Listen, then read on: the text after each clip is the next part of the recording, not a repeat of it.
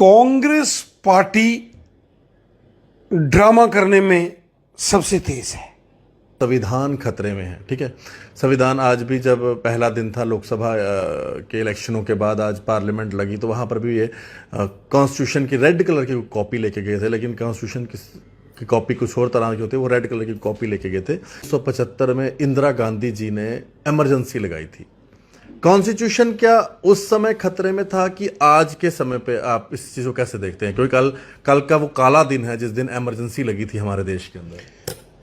Congress party drama करने में सबसे तेज है। कांग्रेस पार्टी ने देश के संविधान को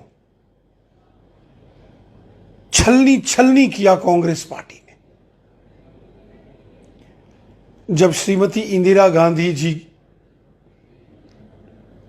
की गद्दी डोलने लगी थी, जब देश ने श्रीमती इंदिरा गांधी जी को रिजेक्ट कर दिया था 1975 में 25 जून का वो दिन सारी दुनिया को याद है, जब हिंदुस्तान के संविधान को कांग्रेस पार्टी ने, श्रीमती इंदिरा गांधी जी ने लहूलुहान किया था।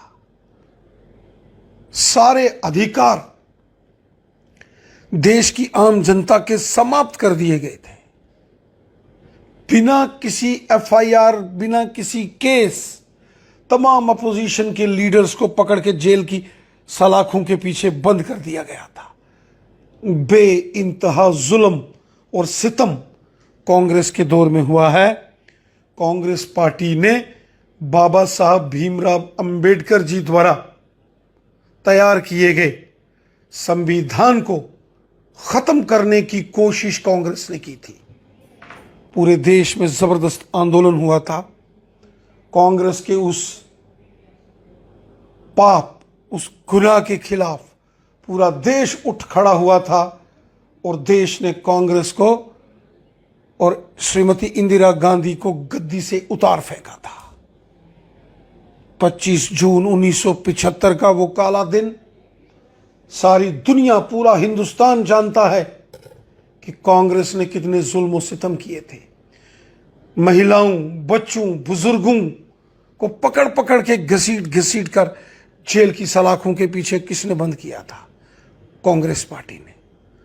कांग्रेस पार्टी ने हमेशा भारत माता के साथ गद्दारी की है। भारत का संविधान डॉक्टर भीमराव अंबेडकर साहब के नेतृत्व में तैयार किया गया। हमारे संविधान को, उसके बेसिक स्ट्रक्चर को बदलने की कोशिश श्रीमती इंदिरा गांधी जी ने की थी। अगर उस वक्त honourable supreme court of India का इंटरवेंशन नहीं होता तो इंदिरा गांधी जी ने 1975 में ही इस संविधान को तार-तार करने की कोशिश की थी। उस वक्त जयप्रकाश नारायण साहब, स्वर्गीय अटल बिहारी वाजपेयी साहब, जॉर्ज फर्नांडिस साहब, लाल कृष्ण आडवाणी जी, इन सब के नेतृत्व में जो आंदोलन हुआ था और उसके बाद जनता पार्टी का गठन हुआ था और मोरारजी देसाई साहब फिर बाद में 1977 में देश के प्रधानमंत्री बने थे। देश ने कांग्रेस पार्टी और श्रीमती इंदिरा गांधी जी को रिजेक्ट कर दिया था। संविधान तो कांग्रेस के दौर में खतरे में है। कांग्रेस ने संविधान में लिखा है गरीबों की मदद करो, इंसाफ करो, ईमानदारी से काम करो। कांग्रेस ने गरीबों के साथ जुल्म सितम किया। कांग्रेस ने देश के खजाने को लूटा। देश को बर्बाद तो कांग्रेस ने किया। मोदी जी ने 10 साल देश के अंदर प्रधानमंत्री के तौर पर काम किया, किसी भी स्टेट गवर्नमेंट को बर्खास्त नहीं किया। ममता बनर्जी ने क्या क्या नहीं किया, क्या क्या उन्होंने अनाप शनाप उलट पटांग बंगाल के अंदर किया। लेकिन फिर भी आर्टिकल 356 का इस्तेमाल करके उनकी हुकूमत को बर्खास्त नहीं किया, क्योंकि हम डेमोक्रेसी में यकीन रखते हैं, हम ईमानदारी और सच्चाई में बिलीफ रखते हैं। बीजेपी का हर एक वर्कर अपने कानून, अपने आइन, कॉन्स्टिट्यूशन ऑफ इंडिया की इज्जत करता है। मोदी साहब जब पहली मर्तबा, दूसरी मर्तबा और तीसरी मर्तबा वज़ीर आज़म की हलफ लेने, प्राइम मिनिस्टर की ओथ लेने गए तो उन्होंने संविधान के आगे झुककर नमस्कार किया। पहली बार जब मोदी जी संसद में गए, उन्होंने झुककर साष्टांग प्रणाम किया था संसद भवन की सीढ़ियों पर। दूसरी बार गए, प्रणाम किया संसद भवन को और संविधान के आगे साष्टांग नतमस्तक हुए। तीसरी मर्तबा में खुद पार्लियामेंट के सेंट्रल हॉल में मौजूद था जब प्रधानमंत्री जी आए और उन्होंने देश के संविधान को साष्टांग प्रणाम किया।